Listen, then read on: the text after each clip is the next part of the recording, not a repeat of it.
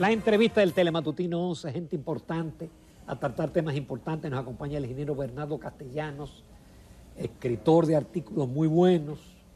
Es un experto ya en temas eléctricos, pero su especialidad inicial es en la materia de hidráulica. Como siempre, agradecido, Bernardo, de tu participación.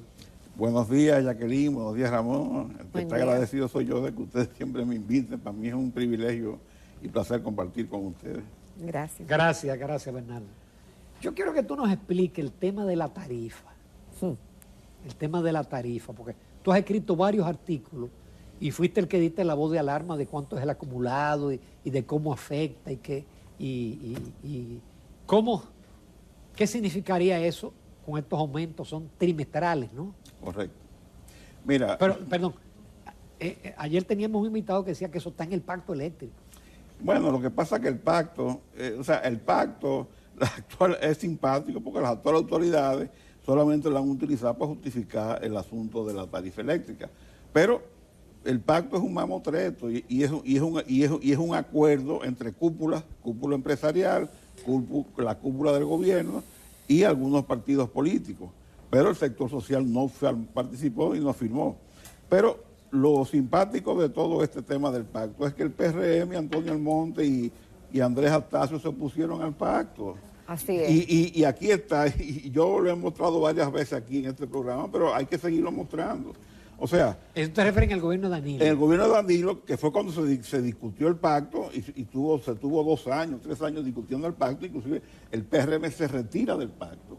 Y cuando se iba a firmar en el 2019, el PRM hizo público este documento donde exigían 10 puntos para la firma del pacto. O sea, 10 puntos, no es que eran 10 puntos para negociar, sino 10 puntos que, si no se incluían esos 10 puntos, ellos no firmaban el pacto.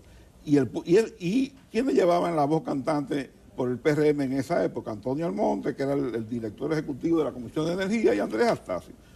Y hoy son ambos altos funcionarios. Bernardo, ninguno de esos puntos se incluyeron en el pacto que se firmó en este gobierno. Pero mira, vamos a ir por partes.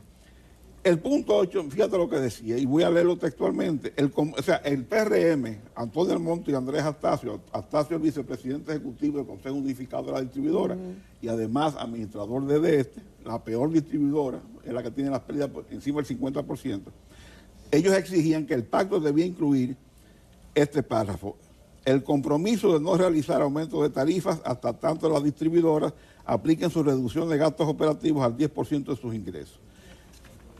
Sucede que cuando se deciden aplicar el aumento de la tarifa eléctrica, los gastos operativos de la distribuidora eran un 24% con relación a los ingresos.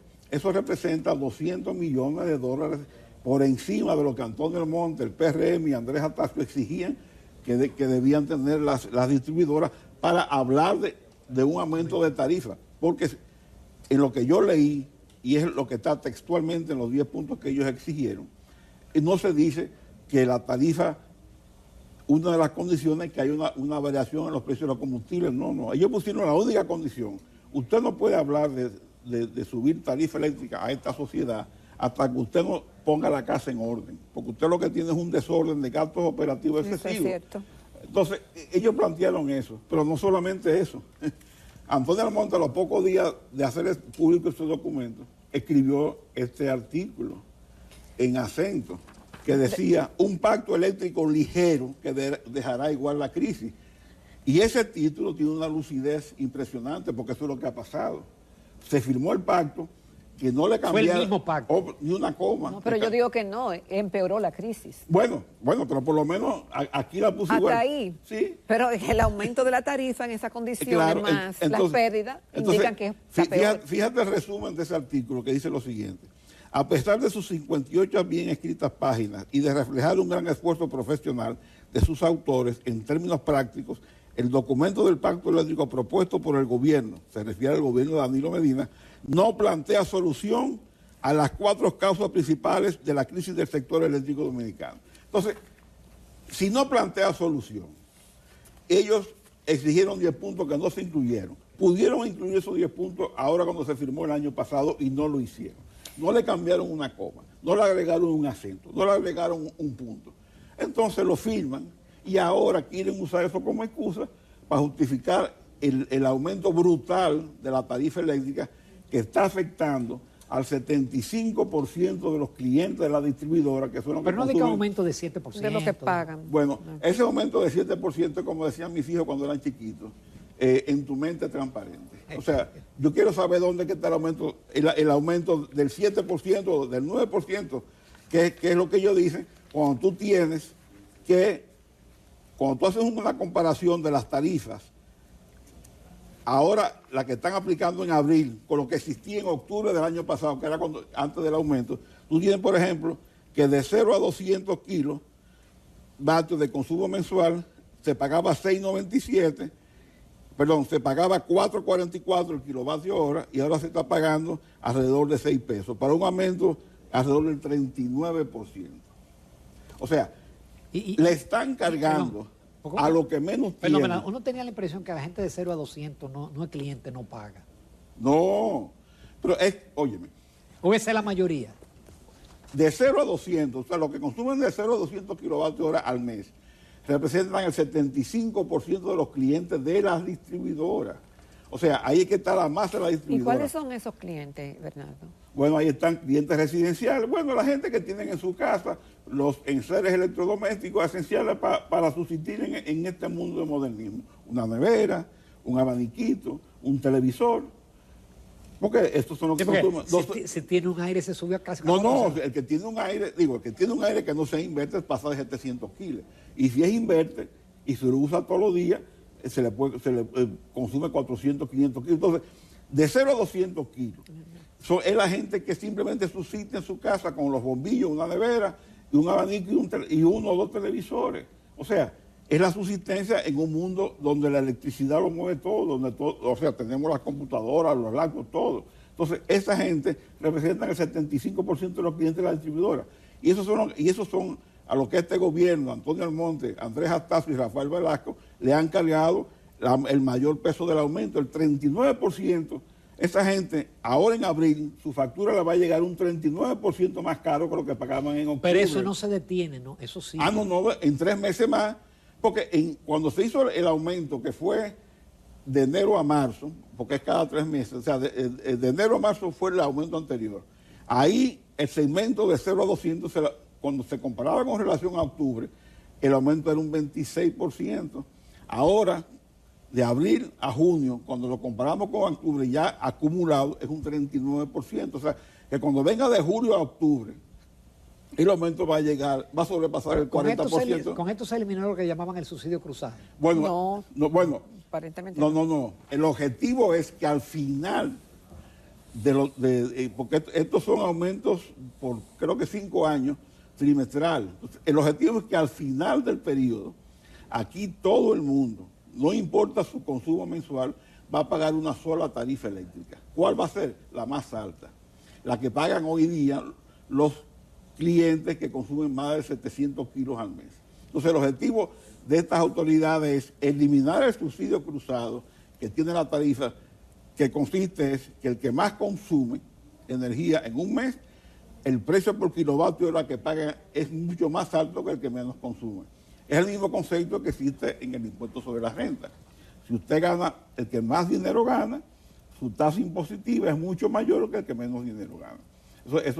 O sea, son una especie de impuesto progresivo. O sea, mientras más gana, más paga. Entonces aquí quieren igualar a todo el mundo con la misma tarifa. ¿Y qué significa eso? Que entonces los altos consumidores, al final, la tarifa le varía muy poco. Y lo que está encargando el peso grueso de estos aumentos es la clase que menos tiene, que es la que consume 200 kilovatios hora al mes o menos, que es el 75% es la clase media, porque la clase alta puede pagarlo. La clase baja no paga. Es la clase media que paga la energía eléctrica. Pero déjame decirte, yo estoy hablando de clientes.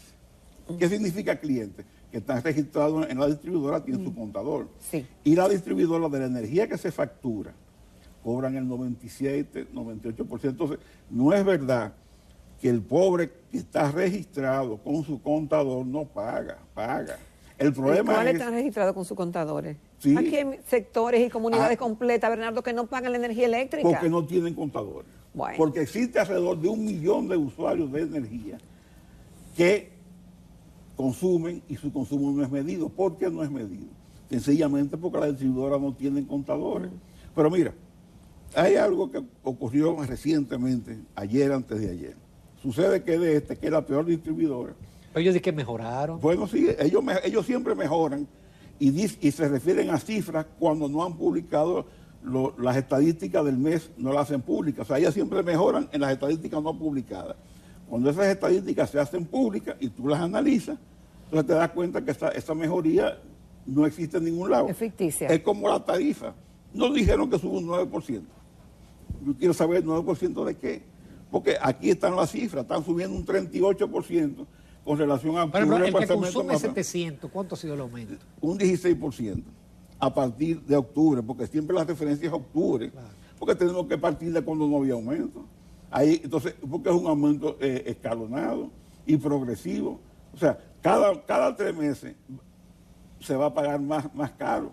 Entonces, mira, por ejemplo, ellos decían que había mejorado ahora, en el de enero a marzo había mejorado los desempeños de este. Claro, el último informe publicado del desempeño del sector eléctrico es de diciembre. Entonces yo... Ahí la pérdida creo que era 54. Luego, en el este era 54, pero en la pérdida total. Ahora, las pérdidas de las 3 distribuidoras en conjunto eran un 35%. Y el déficit en flujo de caja de la distribuidora en el 2021 fueron 1.020 millones de dólares, que fueron 170 millones de dólares por encima de lo que fue en el 2020. O sea, que mejoría... Y en relación al 2019, porque el 20 vamos a decir que... Sí, pero date cuenta que el 20, no te olvides que hubo cerca de 2 meses que un decreto del presidente Medina prohibió cortar la luz a la gente. Ahí se generó una deuda, sobre todo de los sistemas prepago, que no generan factura, que esa deuda prácticamente es incobrable. Y eso está reflejado en ese déficit de 840 millones del 2020. Pero con relación al 2019 fue más o menos en el mismo nivel, porque en el 2019 el déficit en flujo de caja fue alrededor de 1.100 millones de dólares. Y en el 2021, 1.040, básicamente lo mismo. Y eso es del presupuesto que sale ese dinero. ¿Cómo que sí del presupuesto? Pero es que el año pasado, el presupuesto original de subsidio, o sea, lo que se consideró en el subsidio fueron 52.000 millones, y cuando vino el complementario hubo que darle 7.000 millones más. Y este año el presupuesto inicial consignado es de 53.000 millones, 1.000 millones más que el año pasado. Y ahora con el tema de los combustibles, que es la excusa, tú verás solamente la negligencia y la responsabilidad en la compra de carbón de Punta Catalina le está metiendo a la distribuidora más de 200 millones de dólares de costos adicionales por no haber hecho la licitación a tiempo, y que hubiera permitido comprar los 2 millones de toneladas de Punta Catalina a $70 y la están comprando hasta $387 la tonelada. Eso está hundiendo a la distribuidora. Y eso, si bien es cierto que el combustible ha aumentado, pero el carbón no se ha disparado también. Sí, el carbón hoy día está alrededor de $320. Pero el problema es que pudieron haber comprado el consumo de un año a $70. Fíjate cómo... ¿Y qué pasó? ¿Dejaron pasar la licitación? Exactamente. Porque, ¿qué sucede?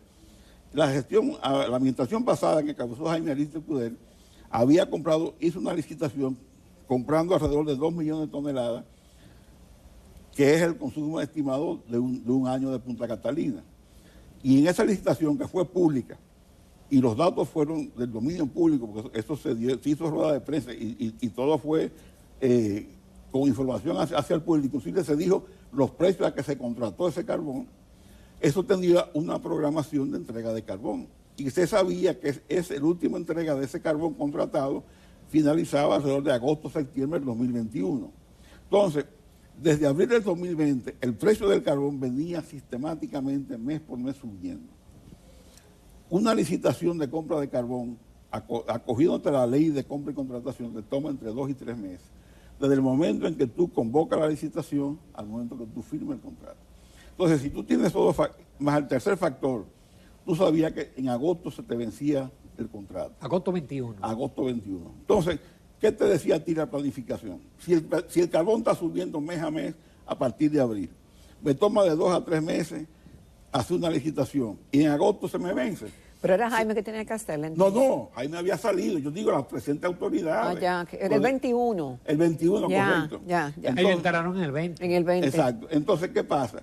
Si hubieran convocado en enero esta licitación En marzo cierran el contrato y hubieran contratado 2 millones de toneladas a $70. ¿Pero qué hicieron? ¿Sabe cuándo convocaron la licitación? No. En junio. Es que convocan la licitación. Cuando el precio del carbón ya estaba en $106. Wow. Y adjudican el contrato en agosto. ¿Qué pasa? Que se recibieron varias ofertas. Skoll, que era la que había ganado anteriormente, y entre ellas Glencore, con la empresa subsidiaria que ellos eran accionistas, son de los accionistas CMC, que opera una mina en Colombia. Esa fue la oferta más cara, $220 la tonelada. Mas, sin embargo, por razones desconocidas, no pudieron cerrar el contrato.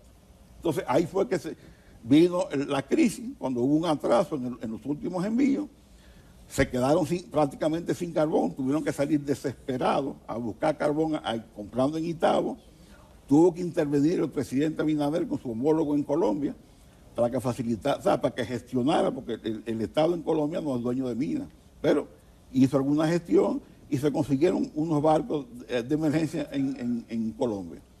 Todo el carbón que ha comprado esta gestión de gobierno en el sector eléctrico, con excepción de ahora el último contrato que fue de Celso Marracini, que sí hizo público a cómo se contrató, se ha hecho grado a grado, se ha hecho, y esta sociedad desconoce la cantidad de carbón que compró el ministro de Energía y Minas mientras Punta Catalina estaba bajo su responsabilidad y a los precios a que se ha contratado. Y el extremo es tal que el presidente tuvo que emitir en octubre un decreto declarando la compra del carbón de Punta Catalina de emergencia. ¿Para qué? Para que se obviaran todos los requerimientos y las exigencias de la ley de compra y contrataciones, entre ellas licitaciones, porque si no, Punta Catalina se iba a pagar. Y entonces tú tienes las 2 Itabo que son a carbón, tú tienes Barahona a carbón, y tú nunca no has oído que a esa planta le ha faltado el carbón.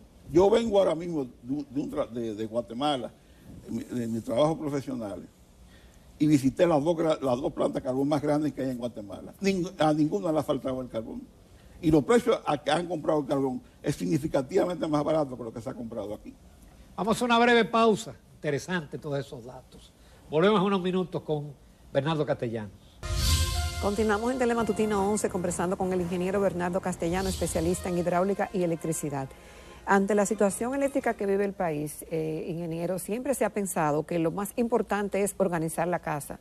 Organizar la casa en el sentido de que se ha denunciado que hay una pésima administración, un exceso de empleomanía, que la misma pérdida sistemática de la distribuidora indica una mala gestión. Entonces, ante esta realidad y el subsidio que hay que pagar cada año, demuestra una ineficiencia del sector. ¿Todavía se está a tiempo y con cuáles acciones se puede arreglar la casa? Bueno, fíjate, ordenar la casa. O sea, para ordenar la casa habría que hacer prácticamente todo lo contrario a lo que se está haciendo hasta ahora. Porque hasta ahora, lo único que ellos han hecho, en cierto sentido, que va en la dirección correcta, es que han reducido empleomanía. Pero se han reducido más o menos alrededor de 1.000 empleados netos, porque ellos han introducido empleados nuevos. Ahora, ¿qué pasa? Que los que han salido, sustituidos por los nuevos en promedio están ganando salarios mucho mejores que lo que ganaban los que han salido. Entonces, por eso, el gasto corriente de la distribuidora básicamente es el mismo con menos empleados. Si tú calculas cuál es el salario promedio mensual o anual de un empleado de la distribuidora, en esta gestión es significativamente superior al de las gestiones anteriores. Por eso, porque han creado una decisión correcta que fue unificar los 3 consejos en uno solo. De la distribuidora tenía 3 consejos de 7 miembros, la tiene uno de 11. Pero tú tienes que ahora los administradores ganan 600,000 pesos. Pero ese consejo funciona. Bueno, ¿Sirve de algo? Bueno, para mí, si tú me preguntas a mí y con las informaciones que uno maneja, oficiosa, tras batidores, el consejo ha sido la gran retranca de la distribuidora, porque es lo que ha frenado, por ejemplo, todas las licitaciones para compra de contadoras y compra de material gastable para la operatividad del día a día de la distribuidora, el consejo que tiene que aprobar las licitaciones.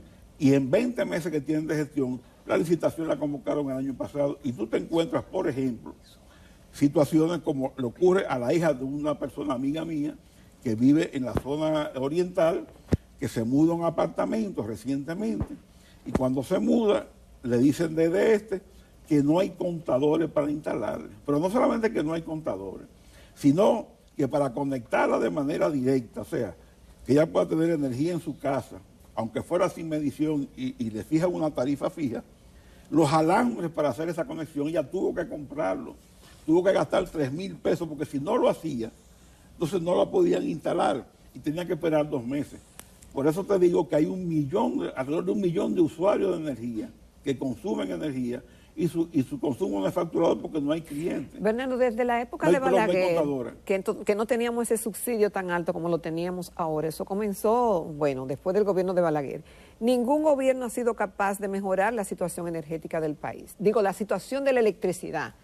Y cada vez son más altas las tarifas, recordemos Unión Fenosa, bueno, y después las EDES, los gastos, la administración, las pérdidas, y todo eso. ¿Por qué no ha habido una solución a la situación eléctrica en la República Dominicana? Porque no se ha hecho lo que se debe hacer. Simplemente, en sentido general, no se han hecho las diligencias, no se han hecho los deberes. O sea, si el PRM, Antonio Almonte, Andrés Astacio, Jorge Reynoso y Rafael Velasco hubieran puesto en marcha lo que ellos exigían y predicaban en la oposición. Porque tenían razón. No, pero el planteamiento era correcto. ¿Cuál es el problema del sector eléctrico? La caja registradora del sector eléctrico, ¿cuáles son las distribuidoras? ¿A qué se deben las altas pérdidas?